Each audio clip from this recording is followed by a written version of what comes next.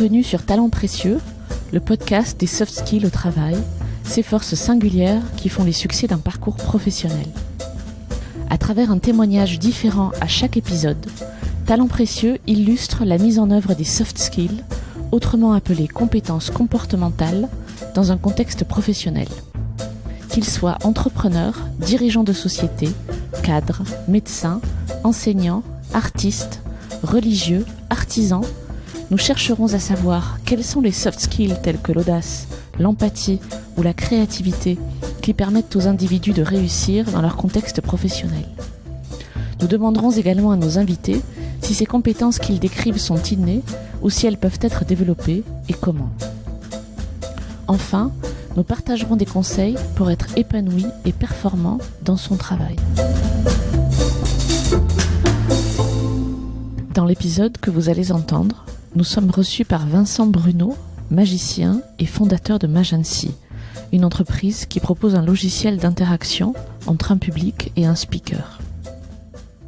Vincent nous explique avec simplicité la façon dont la magie s'est imposée à lui et nous dévoile les coulisses de ce métier si particulier. Il nous explique ensuite comment de magicien showman, il est devenu chef d'entreprise et fait un parallèle entre les deux mondes. Vous l'entendrez parler de travail, de rigueur, mais aussi d'audace, d'optimisme et de pragmatisme.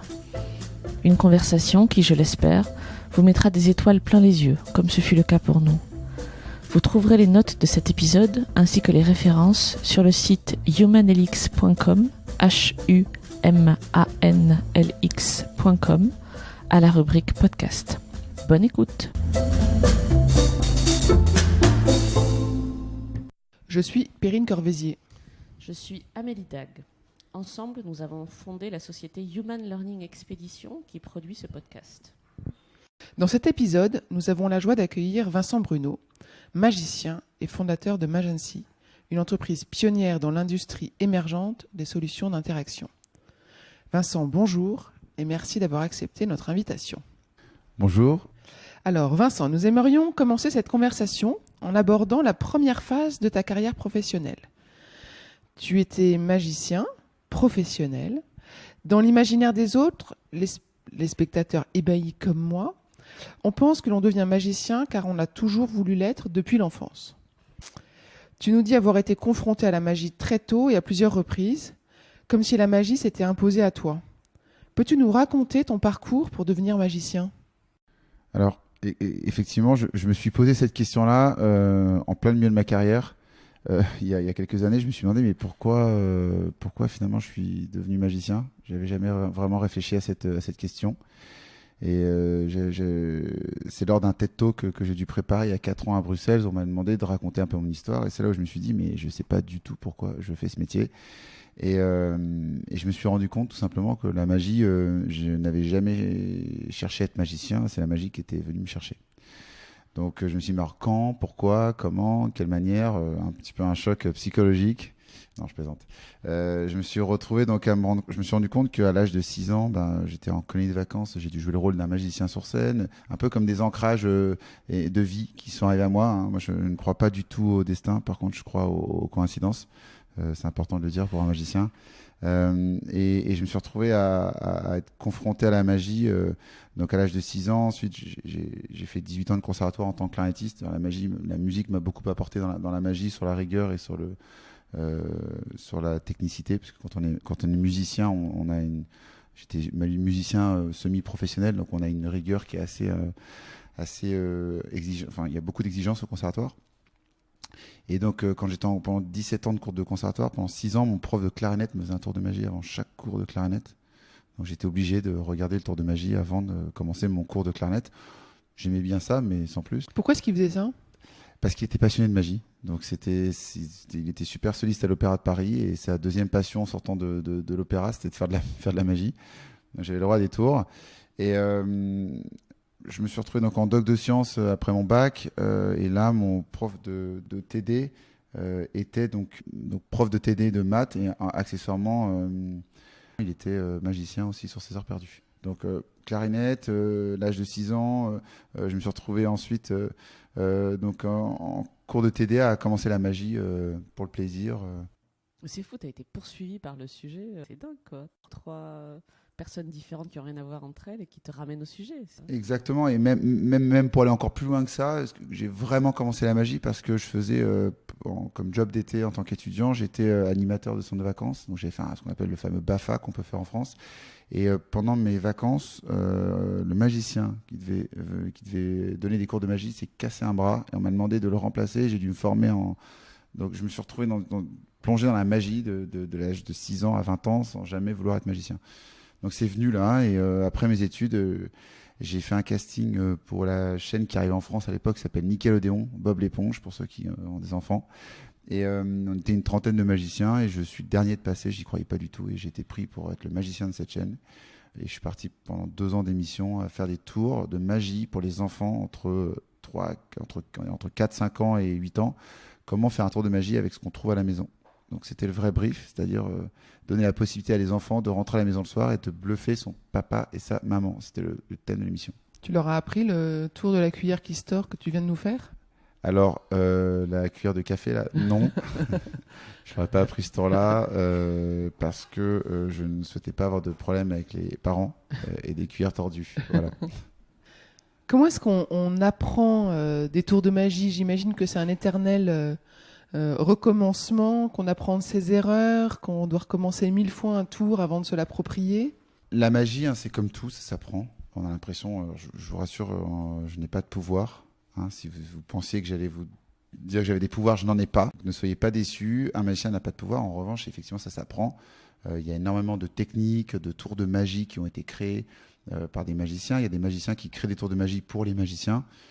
Ils font ça toute leur vie. Ils adorent créer pour les magiciens. Il y a des magiciens qui sont plus à faire de la magie pour le public. Donc il y a différents styles de magiciens. On a des collectionneurs de magie comme David Copperfield, qui joue toujours d'ailleurs à Las Vegas actuellement. On a l'impression que c'est un magicien qui est toujours 2 shows par jour au MGM Grand à Las Vegas. Et donc on apprend des tours, et il y a des techniques. C'est comme tout, comme un musicien, il y a des méthodes. Et après, c'est l'interprétation, c'est-à-dire comment je vais interpréter, comment je vais me mettre des tours en pratique. Et ça va être lié à beaucoup de paramètres qui vont être l'environnement, les gens à qui je vais faire ce tour, le timing, les temps forts et les temps faibles. C'est comme une partition. Sauf qu'une partition est plutôt précise, plutôt écrite, avec des ponctuations et des nuances, alors que quand on fait de la magie, on est quand même confronté à des personnes en face de soi et un public, et donc là on peut pas contrôler la réaction qu'on va forcément avoir à tous les tours. Tu as une latitude, du coup, pendant un spectacle, tu peux adapter ton tour en fonction de la réaction du public? Complètement. J'ai travaillé beaucoup sur des arts annexes, j'ai travaillé avec le mime Marceau, j'ai fait beaucoup de ligues françaises d'improvisation, de théâtre, parce que la magie, ça s'apprend en tant que art skills. Après, il y a toute cette partie interprétation. Il y a énormément d'improvisation, puisque déjà, il est possible qu'un tour ne fonctionne pas comme il était prévu. Donc, on a toujours ce qu'on appelle en magie des sorties. On a des sorties, c'est pas des sorties de scène, mais c'est des sorties de... Si le tour fonctionne pas bien, il va falloir aller rebondir sur une autre façon de le faire. Et où qu'on n'a pas forcément la réaction escomptée, on va devoir justement, on prévoit, on a toujours ce qu'on appelle un 1, 2, voire 3, voire 4 temps d'avance dans la magie. C'est-à-dire que ce que vous êtes en train de voir n'est pas du tout là où on est le magicien. Vous avez, donc je vais vous montrer ma main, mais en fait je suis déjà moi 3, 4 temps plus loin en train de préparer ce qui va se passer. Et en fonction de ça, je regarde votre réaction, et ça va me permettre tout simplement de savoir si je vais pouvoir aller dans le sens de ce qui est prévu, ou il va falloir mettre en place ces sorties. Cette partie interprétation, ça demande quoi comme compétence? Alors, moi je me vois encore à l'âge de 17-18 ans en train de trembler dans les cafés à Paris, en train de faire mes tours. J'allais dans un café à Paris qu'on connaît bien quand on est parisien, qui s'appelle Chez Georges. C'est une petite cave à vin rue des Calettes, et c'est parfait parce que c'était beaucoup d'étudiants, c'est jeune, et là je testais mes premiers tours. Et donc forcément, on n'a pas, il y a toute la partie à un moment quand même leadership, faut être sûr de ce qu'on fait. On peut très vite être déstabilisé par une personne quand on n'a pas l'habitude, qui va dire mais j'ai vu ce que tu as fait, ou mais pourquoi tu mets ça là. Quelqu'un on va pas justement avoir le leadership, assez de leadership pour driver, pour accompagner le tour. Et le tour, aussi fort soit-il, s'il n'est pas bien accompagné, il va se retrouver très très très vite fragilisé. Et quand on connaît un peu le process d'un tour de magie de A jusqu'à Z, L'objectif, c'est de réussir à amener la personne à la faire douter jusqu'à la fin. Et donc, tu crées du doute dans le tour. C'est-à-dire que je vais vous faire croire que vous savez, mais vous ne savez pas, à différentes reprises. Je vais le faire volontairement pour que, au final, votre cerveau, il a cru comprendre, puisque la tour de magie crée une nouvelle réalité, on en parlera tout à l'heure. Vous pensez comprendre, vous pensez savoir, et finalement, vous ne savez pas, vous êtes bluffé, et là, vous avez une émotion qui est la plus forte et la plus intense. Et quand on n'a pas du tout encore je dirais cette pratique, cette expérience, on a tendance à aller très rapidement sur le tour et vouloir aller à ce qu'on appelle réaliser le climax un peu émotionnel. On a un climax fort, qui est la fin du tour, puisqu'un tour, il y a toute une mise en abîme, on n'arrive pas directement sur un effet. Bon là, la cuillère, c'était un tour impromptu, c'est-à-dire qu'il n'était pas préparé. On a posé une cuillère sur la table et j'ai fait un tour de magie avec, c'était la cuillère de votre café. Donc c'est de la magie impromptue. Mais bien évidemment, il y a des routines qui sont toutes prêtes comme une partition. Et c'est justement là où si on n'a pas cet entraînement et ce leadership, on peut très vite se retrouver déstabilisé au cours de la routine avant même d'avoir eu le temps d'arriver à la fin de ce tour. On va peut-être expliquer pour les auditeurs le tour auquel on a assisté avec Perrine là, il y a quelques minutes. Perrine avait une cuillère dans la main et a demandé en blaguant à Vincent s'il voulait bien tordre la cuillère, c'est ça, ce qu'il a fait spontanément. Donc c'était absolument pas préparé et je vous avoue que c'est assez bluffant. Voilà. Je voudrais revenir sur le climax provoqué chez le spectateur. Qu'est-ce que toi, en tant que magicien, tu cherches à générer comme émotion, comme impact? Tu as beaucoup parlé quand on préparait cette conversation d'impact. Alors oui, parce que un magicien, et c'est intéressant, on verra après dans le milieu de l'entreprise comment ça se passe. Finalement, un magicien est un générateur d'effets. Si je devais résumer ce que j'ai été et ce que je suis, je sais ce que c'est que de créer un effet. Voilà, la cuillère en est l'exemple de manière très très impromptue. D'ailleurs, la magie impromptue comme ça, est la plus forte, puisque quand quelqu'un vous demande quelque chose, si je vous demande, tout d'un coup, je vous demande de faire voler mon micro et que je vous le fais instantanément, c'est une réalité qui est peu commune, puisque vous n'avez pas l'habitude de le voir tous les matins en prenant votre petit déjeuner dans la cuisine. Donc c'est là où la magie devient intéressante. On va revenir à l'impact, mais juste avant de parler de l'impact et de l'effet, c'est peut-être intéressant de comprendre très rapidement comment ça fonctionne dans le cerveau. Alors moi, je suis pas du tout expert je suis pas cogniticien, mais je me suis quand même intéressé un petit peu à comment ça fonctionnait. La magie, tout simplement, ça crée une nouvelle réalité qui est peu commune, qu'on n'a pas l'habitude d'analyser, tout simplement. Une cuillère, vous savez ce que c'est. On a tous utilisé une cuillère, mais en revanche, vous n'avez pas l'habitude de voir une cuillère se tordre instantanément. Et c'est là où votre cerveau ne comprend pas ce qui se passe. On lui donne une information qu'il ne comprend pas. Ça crée une nouvelle réalité qui est peu commune. Et donc, ça crée de la surprise. Ça crée la surprise. Ça crée une émotion. Et cette émotion, qui est le tour de magie, se décompose en 3 choses très simples. C'est de la surprise, de la joie et de l'intérêt. Donc voilà, ce sont les 3 émotions créées par un tour de magie dans 98% des cas. Donc je vais créer un effet de magie, un impact émotionnel fort. Donc c'est un processus émotionnel au final. Et qu'est-ce que je vais ressentir? De la joie, de l'intérêt, de la surprise, un petit peu parfois aussi je peux avoir d'autres émotions, mais principalement ce sont les émotions qui vont ressortir. On va créer donc un tour de magie va créer un impact fort sur un spectateur, et donc principalement va créer une émotion positive. Oui, la notion de positive était intéressante parce que un tour de magie, un magicien est là pour générer du positif, du beau, du bonheur, de la joie, systématiquement, ou est-ce que parfois un tour de magie peut être sombre, ou est-ce que ça, c'est pas de la magie? C'est intéressant parce que j'ai certains tours de magie. J'ai un tour de magie où normalement on n'explique jamais un tour de magie avant de le faire, mais là, je vais le faire parce qu'on est quand même derrière un micro. Il y a un tour de magie qui permet, on transforme un jeu de cartes en bloc de glace. Voilà. Ce tour-là, je l'ai fait des centaines et des milliers de fois. De nombreux magiciens le font aussi. On se retrouve donc un jeu de cartes, je le pose dans votre main et d'un coup, il se transforme en bloc de glace. Et les gens se disent, c'est pas possible, c'est incroyable, c'est quelque chose d'assez bluffant. Et une fois, il m'est arrivé dans un restaurant de le faire à une personne et la personne s'est mise à pleurer. D'un coup, j'étais très, très, très surpris. L'effet va clairement impacter les gens différemment. Donc, pourquoi? Parce qu'on a tous une perception de la réalité qui est différente, tout simplement. Certains tours, quand on va faire disparaître, apparaître, transformer, bien sûr, les classiques de la magie, on va avoir à peu près, pour la plupart des gens, une perception très commune, mais il arrive que certaines personnes aient des perceptions différentes. Mais toi, tu cherches à créer des émotions positives? Moi, je cherche à créer des émotions positives et c'est ce que je cherche à faire aussi avec ce que je fais dans l'entrepreneuriat, on en parlera plus tard. Donc, mon objectif est de créer des émotions positives. Est-ce que les tours que tu as appris, tu les as appris seul, ou est-ce que tu les as appris avec des professeurs ou avec un mentor ou en collectif? Alors, un peu des trois. J'ai eu des mentors, différents mentors dans la magie qui m'ont aussi bien accompagné dans la magie de close-up, de proximité, comme sur scène, et qui m'ont influencé. Après, j'ai suivi des magiciens. Je me suis intéressé à des magiciens qui avaient une carrière assez incroyable et je me suis inspiré. Il y a énormément de tours, de vidéos, de choses qui ont été produites sur la magie. Maintenant, si je vous parle des cartes, il doit exister des millions de techniques de cartes qui sont rédigées. Certains tours, bien sûr, ne sont pas expliqués. Donc, vous allez rencontrer des magiciens qui ne vont pas publier leur tour. Contrairement à la médecine, où dès qu'un chercheur va trouver une formule pour soigner une maladie, un magicien, lui, ne va pas forcément la publier. Il va dire, tiens, ça c'est super. Soit je la publie et je la vends au magicien à un certain prix, soit je peux la garder pendant 25 ans. Donc moi, j'ai des tours dans ma poche. On doit être 2 ou 3 à les faire dans le monde. Je ne les ai pas forcément créés, mais en revanche, je sais que je n'ai pas le droit de les diffuser. Voilà, il y a quand même ce côté, le secret est toujours là. Moi, parfois, je trouve ça un petit peu dommage parce que je pense que la communauté, la magie devrait encore plus s'enrichir. Mais avec les nouvelles technologies, on se rend compte qu'aujourd'hui, dès qu'un tour sort en Chine, il est très vite accessible en France. On a quand même la chance aujourd'hui avec Internet de pouvoir avoir accès à l'information. Oui, l'impact du digital, c'est intéressant qu'on en discute un petit peu. Effectivement, on trouve sur YouTube les coulisses des tours de magie, voire des tours de magie expliqués. Donc ça, c'est peut-être négatif pour ton métier, c'est peut-être un impact négatif, ou est-ce que c'est un moyen d'apprendre pour les jeunes ou... Pour moi, c'est quelque chose de très positif, parce qu'il y a tellement de tours, justement, ça va pousser les magiciens à se renouveler.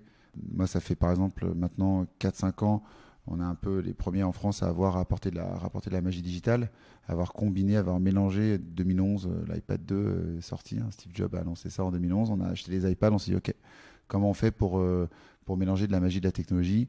On faisait ça sur Roland Garros à l'époque, on le fait toujours d'ailleurs. On s'est dit comment prendre un iPad et changer de format, changer de support. Arrêtons les cartes à jouer, arrêtons les stylos, les balles éponges et les cuillères, et essayons de disrupter le format de la magie. Et donc pour moi, la technologie apporte de nouveaux supports, apporte donc qu'une partie de ces tours soit expliquée.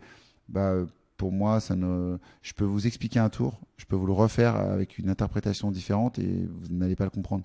Donc c'est vraiment la mise en scène, l'interprétation et la façon dont on va amener le tour qui peut faire en sorte que finalement on n'a pas cette impression de déjà vu. Et qu'est-ce qu'elle apporte, la technologie, dans la magie? Plus d'étonnement, de surprise, etc. Ou c'est autre chose? C'est une question difficile. C'est une question difficile parce que on pourrait se dire que la magie, la technologie apporte une autre dimension.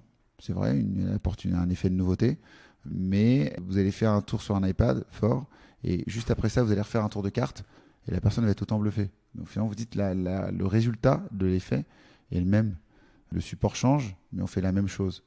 Donc pendant longtemps, je me suis dit, ok, c'est fini, tout ce qui est cartes, c'est has-been. Et en fait, je me suis rendu compte que non, c'est juste un support qui est différent, qui vit avec son temps, qui évolue, mais l'impact, la réalité, l'effet qui est créé pour la personne en face reste exactement identique à l'original. Peut-être parce qu'on revient à l'interprétation, peut-être parce que l'interprétation, elle est le talent ou vos soft skills, justement, que ce soit digital ou pas digital, elle reste là. Donc c'est peut-être ça qui fait la différence. Voilà. Oui, alors d'une part, mais après je pense que la technologie va permettre de rendre certaines choses peut-être plus subtiles en magie. Voilà, il y a beaucoup de subtilité dans la magie, d'ailleurs on parle de subtilité. Tiens, justement, un tour expliqué sur Internet, je vais vous le refaire, mais je vais avoir des subtilités qui vont faire en sorte, et c'est pas de l'interprétation, c'est vraiment des subtilités, des hard skills techniques, j'ai des petites subtilités qui vont faire que psychologiquement je vais pouvoir faire en sorte que vous ne compreniez pas l'effet. Donc finalement, avec ces subtilités-là, tu es amené à créer plein de versions de tours de magie et à être créateur de magie quasiment systématiquement. Un bon magicien, c'est un magicien qui s'approprie les tours et qui les crée pour lui. Exactement. Il y a énormément de versions et d'interprétations de tours. Pour moi, c'est ce qui fait vraiment la différence entre un très bon magicien et un magicien peut-être moins bon, plus amateur. Ça va être la présentation et les subtilités de présentation. Et c'est là où il y a vraiment des secrets. Et ça ne s'apprend qu'en pratique, qu'en le faisant à des gens. J'étais encore à New York il y a 3 jours pour le boulot, mais je vais toujours dans un magasin de magie qui s'appelle Tannen's Magic, qui existe depuis 1925, Donc c'est un magasin comme qui a quelques années, qui est caché, introuvable à New York si je ne vous donne pas l'adresse. Et là, vous avez une toute petite pièce avec les meilleurs magiciens new-yorkais, américains qui viennent là-bas. Et j'ai un magicien qui s'appelle Magic Ballet, qui est un magicien de bar, qui fait de la musique dans les bars aux États-Unis, mais qui est assez connu. Et je l'ai vu devant moi je l'ai vu quelques heures.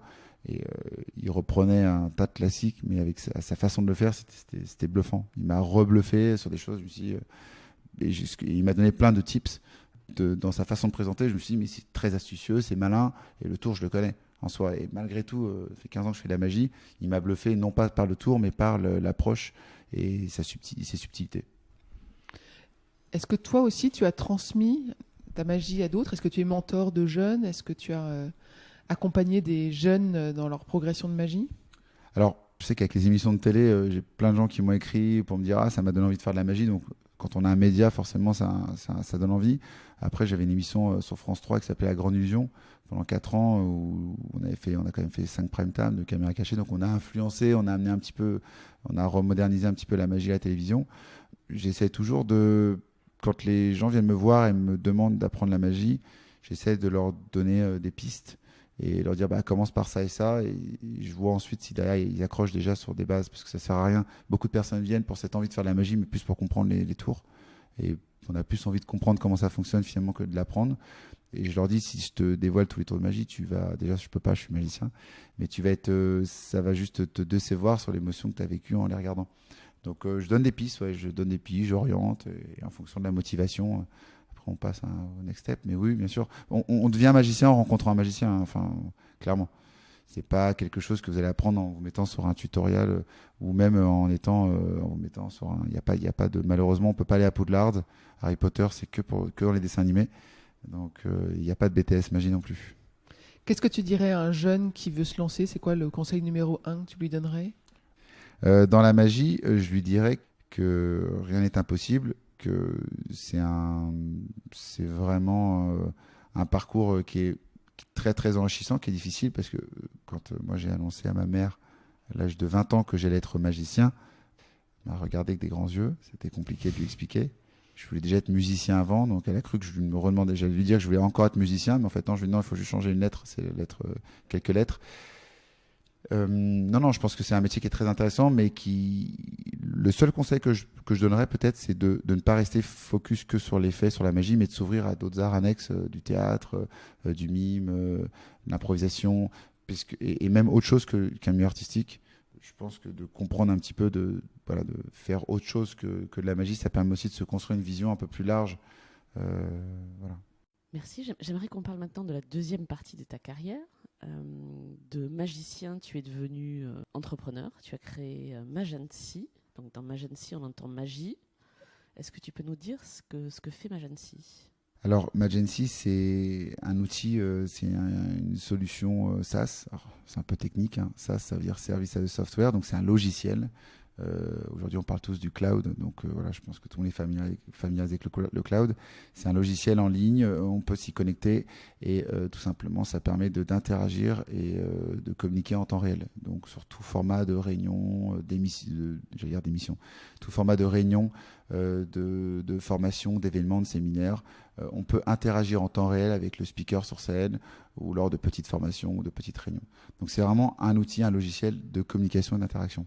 Qui est destiné aux entreprises, c'est ça, essentiellement? Destiné principalement aux organisateurs d'événements, aux entreprises, aux centres de formation, aux écoles, aux universités, puisque même dans un amphithéâtre de 300 étudiants, on a besoin d'interagir en temps réel.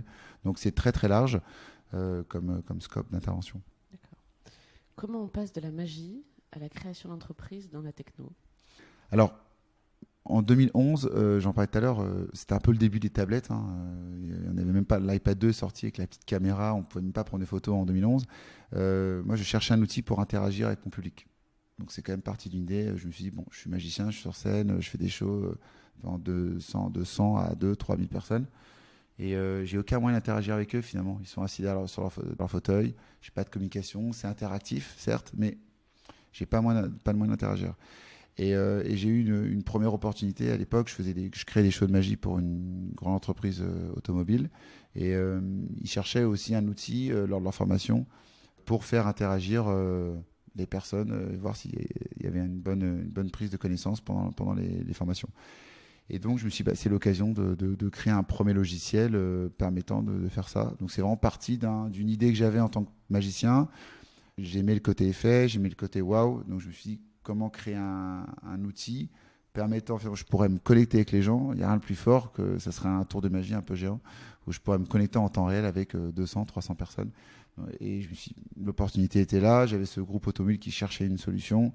Et je me suis dit, c'est parti, développons cet outil. Donc tu es à 100% là-dessus maintenant, c'est ça? Ou tu continues à être magicien? Alors, j'ai plus le temps d'être magicien. Alors, on est toujours magicien. Je suis toujours magicien. Sinon, cette cuillère ne se... Voilà. Je n'ai juste plus le temps de faire des shows. Je le fais plus dans le cadre de mes conférences aujourd'hui où j'utilise la magie, mais subtilement pour démontrer des concepts, pour expliquer ce que c'est que de capter l'attention. Voilà, j'ai une conférence dans 2 semaines en anglais où je vais expliquer ce que c'est que de capter l'attention dans l'entreprise. On a tous des entreprises, on a tous besoin d'avoir une stratégie de l'effet, on a tous besoin de voir les choses différemment, on a tous besoin de penser différemment, on a tous besoin d'innover. C'est pour ça qu'il y a tout ce qui est open innovation aujourd'hui dans les entreprises, tous ces départements qui se créent. On a tous besoin d'amener ça. Donc aujourd'hui, je fais 100%, je suis donc founder and CEO de mon entreprise. Tu nous disais tout à l'heure une chose très intéressante sur le fait de développer une équipe. Et le changement du coup de perspective. En tant que magicien, tu étais la personne centrale du dispositif, alors que là, en tant que chef d'entreprise, c'est peut-être toi qui es au service de ton équipe.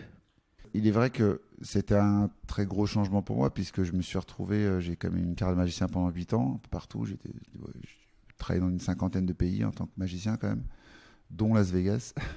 Et d'un coup, je me suis retrouvé de magicien à chef d'entreprise où on a une équipe.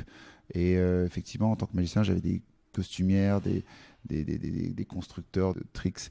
J'avais plein de consultants qui m'aidaient, des ferronniers. Je me suis fait mouler le corps de la tête aux pieds une dizaine de fois pour faire des prototypes. On touche à plein de corps de métier, mais tout le monde va travailler dans l'objectif unique que le tour se réalise bien et que le performeur réalise ce tour parfaitement. Donc il y a à côté quelque chose de très quand même centré sur soi, il faut le dire. Et l'entreprise, c'est complètement différent puisque finalement il faut porter une vision. On a une vision la vision d'un magicien, c'est de réaliser son illusion. La vision d'un chef d'entreprise, c'est de la diffuser auprès de ses collaborateurs, qu'ils puissent la comprendre et de les amener, justement, les accompagner pour exécuter cette vision tous ensemble, quoi. Donc, on est sur un travail qui est complètement opposé. En tout cas, le résultat est complètement opposé. La remise en question est complètement différente, puisqu'un magicien, il va réussir ou pas son tour et il sera le seul finalement en scène. Alors, il aura une équipe derrière lui. En revanche, l'entreprise, c'est pas le CEO qui est le seul centre d'attention de l'entreprise, c'est toute l'équipe, c'est toute l'entreprise qui doit avancer ensemble et qui porte les valeurs de l'entreprise, le projet de l'entreprise. Et donc, ça a été pour moi une expérience complètement différente dans des corps de métier que je ne connaissais pas du tout, c'est-à-dire le développement de logiciels, le marketing, la communication, la stratégie, la finance, tous les départements, l'innovation. Tout ce qu'on va rencontrer dans les levées de fonds, tout l'écosystème d'une start-up aujourd'hui qui est quand même finalement assez riche.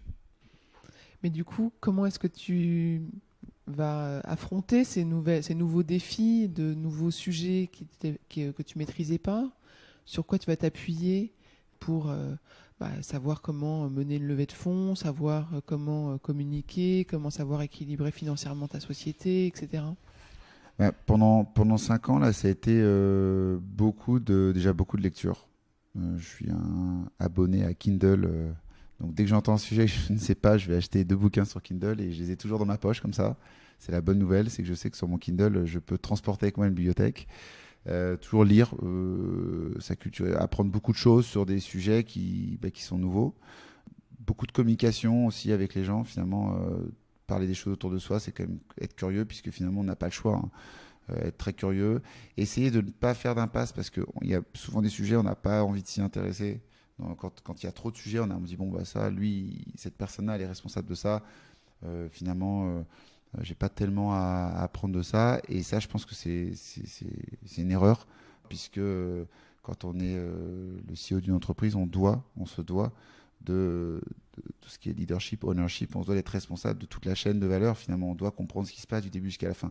Et quand on n'a pas forcément les compétences dans tous les domaines, on va très facilement faire des impasses et se dire que ça roule d'un côté et pas forcément regarder ce qui se passe.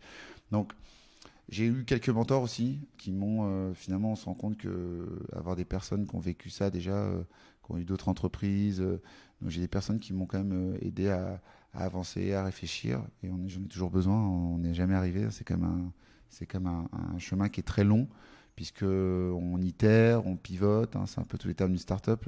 On pivote dans son modèle, on itère constamment son produit, son logiciel, il évolue, il change, il n'y a pas de perfection. Dans ce domaine-là, les technologies évoluent. En 5 ans, ça évolue énormément. Il y a 5 ans, il n'y avait personne, il n'y avait pas de device dans l'entreprise. Aujourd'hui, tout le monde a son iPad, son iPhone. Alors, il s'est passé que 5 ans, c'est pas grand-chose. Donc, il faut continuellement apprendre. Et je pense qu'il n'y a pas de CEO. Je lisais un bouquin de Ben Horowitz, un peu connu, son bouquin, c'est The Hard Things About the Hard Things, où il parle c'est un multi-serial entrepreneur aux États-Unis, et il explique tous les échecs qu'il a vécu. On se retrouve souvent dans ce bouquin, parce que tous les entrepreneurs qui l'ont lu, moi je le recommande, parce qu'il explique que finalement parfois on peut même se retrouver dans un projet, dans un endroit où on se dit c'est la fin, c'est fini, et il dit mais c'est normal, si vous n'êtes pas bien à un moment et que c'est très dur, acceptez-le, et ça fait partie vous faites de l'innovation, quoi. Vous n'avez pas décidé de monter une boîte qui vend des chaises ou des tables. J'ai rien contre les gens qui font ça, et où finalement votre production est très, vous avez une vraie visibilité sur votre productivité. Comment l'innovation, il y a quand même des facteurs qu'on ne peut pas contrôler. Tu parlais d'itération dans la techno pour développer ton logiciel, qui est un peu comme ce que tu as eu comme expérience sur les tours de magie. Comment est-ce que justement tu abordes l'apprentissage par l'itération ? Est-ce que c'est un sujet qui est facile pour toi ? Pour moi, c'est un sujet qui me parle beaucoup, parce que en tant que musicien, pendant 15 ans au conservatoire, je ne faisais que répéter. Quand j'étais en terminale, je faisais quand même 6 heures j'étais en lycée horaire aménagé, je faisais 6 heures de clarinette par jour. Donc, c'est que l'itération et de la répétition constante quand on travaille une partition. Vous pouvez passer parfois 1 heure sur 2 mesures parce que techniquement, c'est difficile. Dans la magie, c'est la même chose. Un tour se répète. Il y a les techniques de cartes qui demandent l'itération constante, de la répétition et de l'itération constante pour les améliorer, pour les changer, pour les façonner à votre main. Et c'est là aussi il y a l'itération. Et dans le software, finalement, le processus reste le même. J'ai pas l'impression d'avoir changé de métier finalement en disant j'ai toujours les mêmes moyens, je le fais juste différemment. Dans le logiciel, c'est exactement la même chose. On va avoir un code source, on va avoir une finalité et on va avoir une intention forte et constamment affiner cette intention, affiner le logiciel pour faire en sorte que ça fonctionne. Donc d'une manière ou d'une autre, ce principe d'itération, pour moi, j'ai toujours vécu ça dans les activités que j'ai eues. Est-ce que tu peux nous parler du premier succès professionnel qui te vient à l'esprit ? C'est pas forcément un énorme truc, c'est ce que tu as là en tête. En tant que chef d'entreprise, ça a été en 2011. On a donc ce grand groupe automobile qui lançait une voiture électrique à l'époque. C'était sa première voiture électrique, donc c'était quand même quelque chose de fort et d'important. Et ils avaient invité donc 10 000 vendeurs en Espagne. Et donc on a eu 4 mois pour relever ce défi, créer une application qui tournait sur 500 tablettes. Donc à l'époque, ça avait été un défi énorme, puisque en 2011, trouver des développeurs iOS sur iPad, c'était introuvable en France. Donc j'ai dû, à l'époque, développer ça en Chine.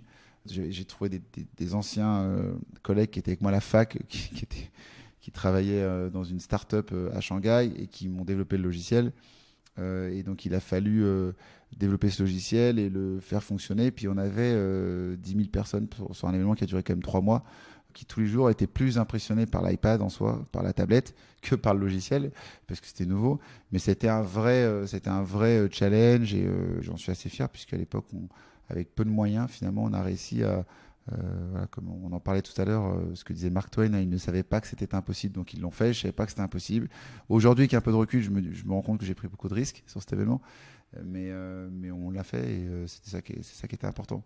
Qu'est-ce qui t'a porté pour réussir ? C'est quoi les qualités chez toi qui t'ont amené à ce succès-là ? Mais avec un peu de recul aujourd'hui, je me rends compte que dans la magie, rien n'est impossible. où c'est vraiment un mojo. J'ai pas de barrière. Si vous me demandez là de faire léviter cette table, je ne serais pas capable de le faire maintenant parce que je n'ai pas les pouvoirs pour, mais je serais capable de vous le proposer de le faire. Donc un magicien doit constamment créer l'impossible. Il doit créer quelque chose qui n'est pas possible aux yeux d'une personne. Donc c'est un mode de pensée qui fait qu'on se projette toujours dans la réalisation d'une illusion. Et donc, alors on dit illusion, c'est pas que c'est illusoire en soi, c'est que c'est quelque chose qui n'est pas réel. Donc finalement, dans l'entreprise, pour moi, c'était un petit peu la détermination de se dire, l'audace et la détermination, et de se dire que rien n'est impossible, qui pour moi ont été des facteurs déterminants pour me dire, mais il y a toujours une méthode, il y a toujours une possibilité. C'est toujours possible en fait. D'une manière ou d'une autre, pour moi, il y a toujours un moyen de faire les choses. Voilà. Et je pense que ça peut paraître un petit peu, on pourrait se dire, utopique de penser comme ça, mais c'est la façon dont j'ai toujours pensé. Et puis quand on met un petit peu de rationnel et d'analytique, alors c'est vrai que j'avais peut-être pas assez d'analyse et d'analytique à l'époque, mais plus on met de l'analytique et du relationnel avec une façon de penser finalement où tout est impossible, je pense que ça permet de faire un bon cocktail intéressant pour entreprendre. Donc j'ai entendu audace, optimisme et pragmatisme, c'est ça ? Exactement. Et j'imagine que c'est un super moyen d'embarquer des équipes, avoir un chef à la tête de l'entreprise qui croit que tout est possible. C'est un merveilleux sillon dans lequel s'engouffrer. Alors, c'est un merveilleux sillon. C'est vrai que ce qui est difficile, c'est comme je le disais, quand on est magicien et qu'on a beaucoup d'audace, d'optimisme, on le fait pour soi. Quand on a une équipe, parfois, on va peut-être trop vite. Donc, il faut faire attention d'être sûr que on a bien raccroché tous les wagons au cœur de l'entreprise, que la vision est claire, que la stratégie est claire. On a peut-être tendance à, quand on veut réaliser l'impossible, à se disperser aussi, parce que tout est possible, d'une certaine manière. Donc, ça veut dire qu'il faut se recentrer et aller là où on a le plus de chances de réussir. Est-ce que tes équipes ont une compétence commune ? Est-ce que dans ton entreprise, elles ont, je sais pas, est-ce que c'est tous des audacieux ou est-ce que c'est tous des optimistes ou des pragmatiques ?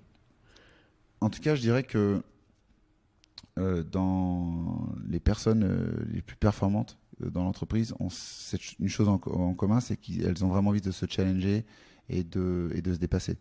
Je pense que ça se raccroche à l'audace et à l'impossible et à l'optimisme, dans le sens où déjà quand on vient dans une petite start-up qui fait de la tech, dans une PME, qu'on a envie d'être dans l'innovation, moi je leur dis, même aux stagiaires qui viennent chez moi, je dis, t'es pas stagiaire ici, t'as une responsabilité, t'es là pour apprendre et pour te challenger à fond et apprendre à fond. Donc je vais pas, pour moi, il n'y a pas de stagiaire ou ah bah je suis junior, oui. Techniquement, sur papier, tu es junior et tu as beaucoup à apprendre, mais il va falloir que tu te challenges. Comme je leur dis, Mark Zuckerberg, il a créé Facebook, il avait 24 ans. Il n'y a pas de date ni de limite dans l'âge de qui on est, de ce qu'on fait.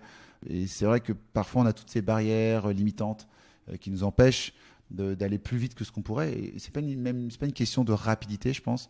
C'est une question de limitation. On est notre propre limite, hein, finalement. Chacun a sa propre limite. Et donc, ce que j'essaie, en tout cas, en entreprise, c'est d'enlever au maximum, de gommer au maximum ses limites et de donner la possibilité aux collaborateurs d'avancer à leur rythme et de se challenger, de se sentir libre de le faire en tout cas. Comment est-ce que tu détectes cette posture ou ce savoir-être chez tes futurs collaborateurs ? Tu arrives à le détecter en amont ?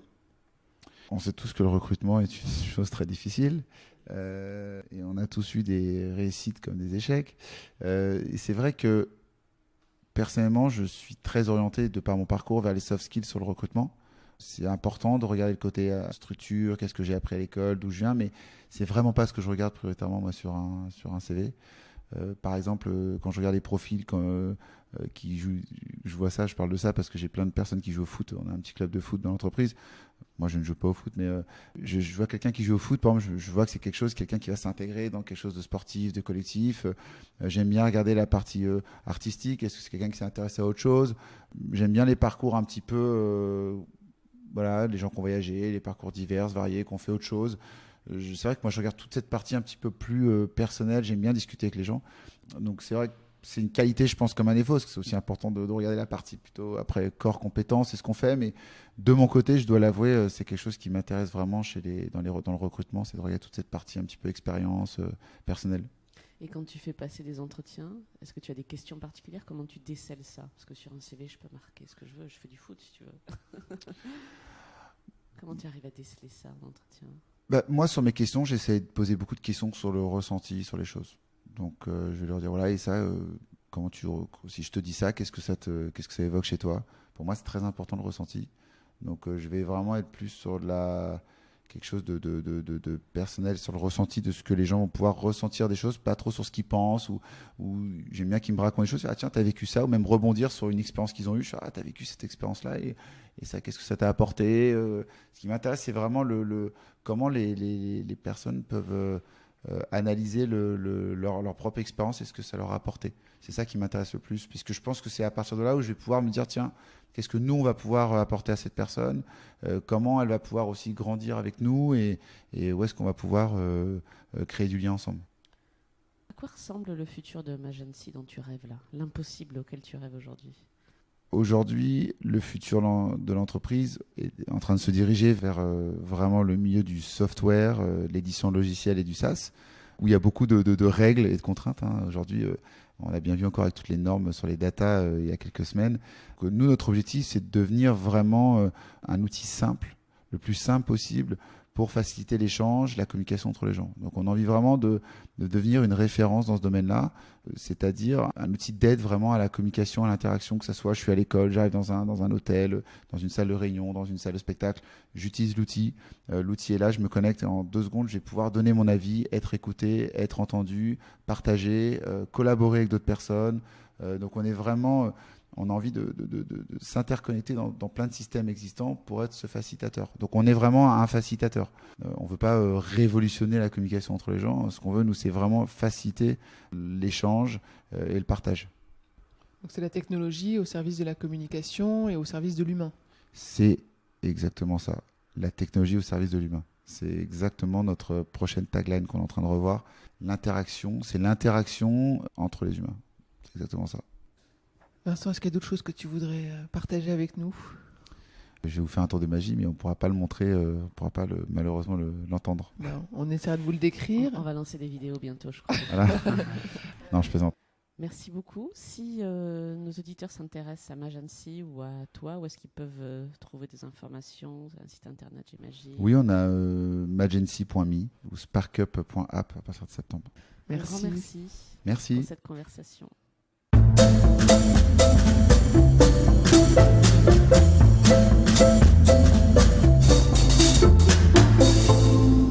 J'espère que vous avez apprécié ce podcast autant que nous avons aimé le préparer et l'enregistrer. Talent Précieux vous est proposé par Human Learning Expedition ou HLX. HLX conçoit et met en œuvre des programmes originaux et impactants destinés à révéler et à développer les soft skills des individus pour en faire des acteurs épanouis et performants dans le monde du travail du XXIe siècle. Pour en savoir plus sur HLX, connectez-vous sur humanlx.com, humanlx.com, ou suivez-nous sur Facebook, sur Instagram, sur LinkedIn ou sur Twitter. Merci pour votre écoute et à bientôt.